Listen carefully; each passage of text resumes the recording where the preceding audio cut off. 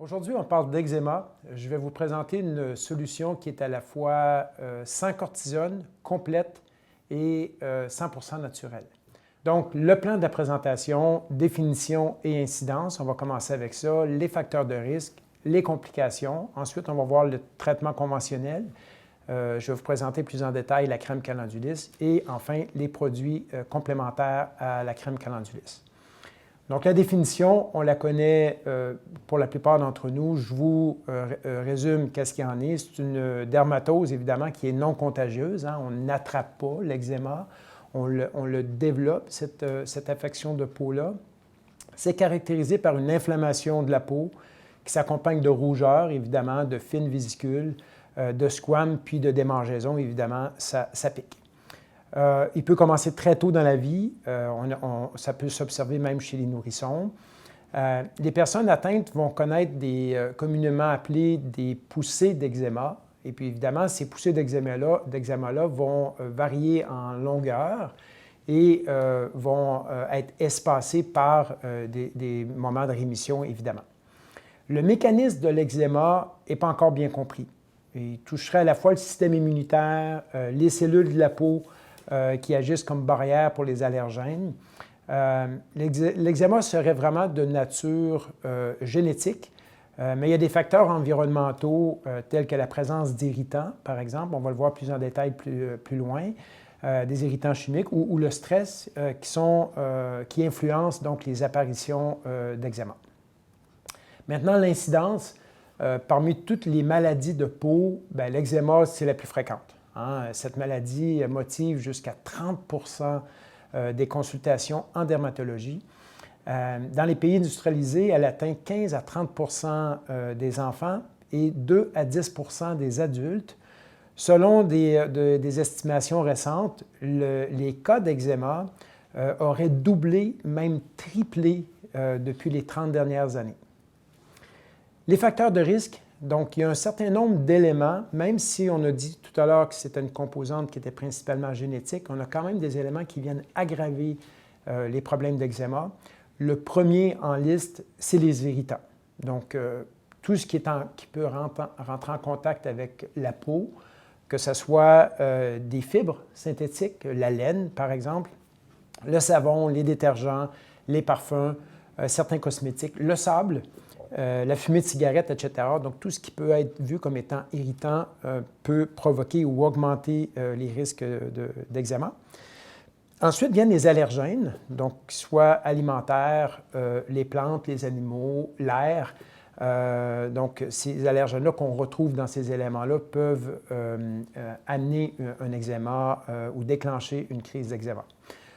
Les aliments acides également sont à regarder. La chaleur humide, donc les douches très chaudes, principalement si c'est fréquent qu'on mouille la peau avec une eau chaude, on la sèche, on la mouille à nouveau avec une eau chaude, ça peut exacerber les symptômes d'eczéma.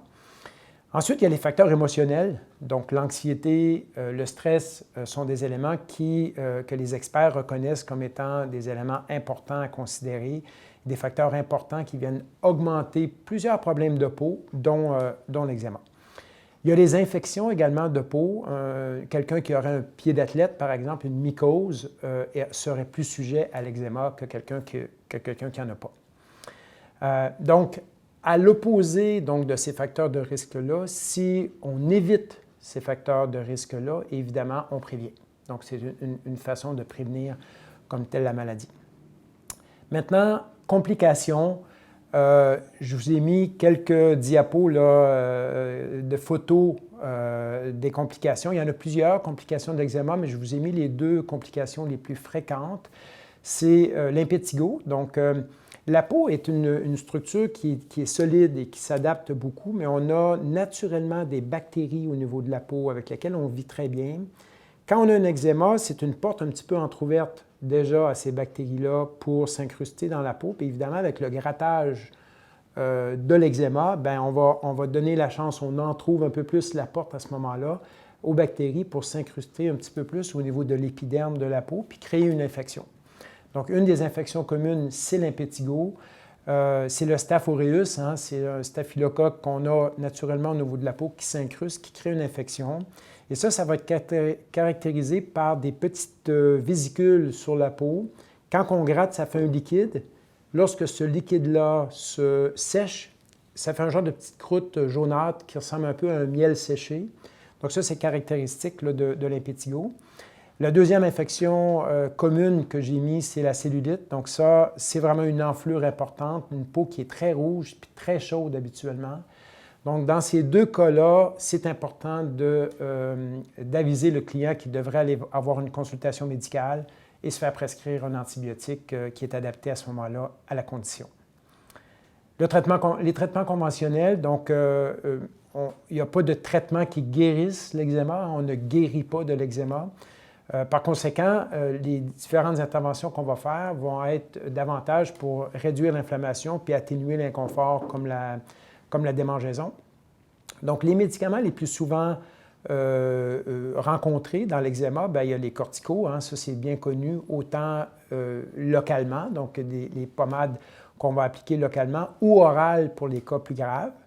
Il y a les antihistaminiques lorsqu'il y a une composante d'allergène important dans l'eczéma qui peuvent être utilisés. Des immunomodulateurs, ça c'est de plus en plus utilisé chez les cas qui ne répondent pas aux corticos conventionnels ou qui ont des effets secondaires importants de ces produits-là. Puis évidemment, les antibiotiques, comme on a vu, s'il y a surinfection de l'eczéma. Les traitements par rayons ultraviolets vont aussi être indiqués dans certaines situations d'eczéma. Puis il y a les approches psychothérapeutiques, évidemment, lorsqu'il y a une composante stress ou anxiété qui est importante, ça vient vraiment aider à ce moment-là à réduire les symptômes. La crème calendulis, maintenant, bon, elle est complète, elle est naturelle puis sans cortisone. Elle est faite de principes actifs 100% naturels. On a 3 teintures mères bio, calendula, hydrocotyl et propolis. Et on a un mélange d'ingrédients homéopathiques, de 5 ingrédients homéopathiques.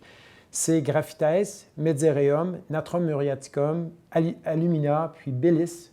Tous ces ingrédients-là en 5CH.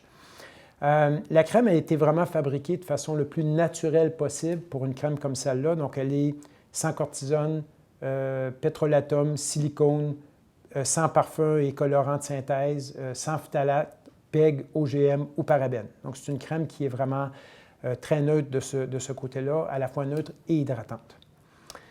Les produits complémentaires maintenant, donc on a en complément de la crème calendulis, en homéopathie, ça vous le savez, on cherche à ramener les gens dans leur équilibre de santé. Donc, le fait de pouvoir traiter à l'interne en même temps qu'on met une crème sur la peau, ça peut être intéressant dans certains cas de récidive. Donc, on a développé un produit qui s'appelle Calendulis comprimé. Donc, je vous ai listé ici les ingrédients de ce produit-là. Les ingrédients principaux sont vraiment ceux qu'on retrouve dans l'eczéma sec classique avec une composante allergique et puis inflammatoire, évidemment, avec une démangeaison.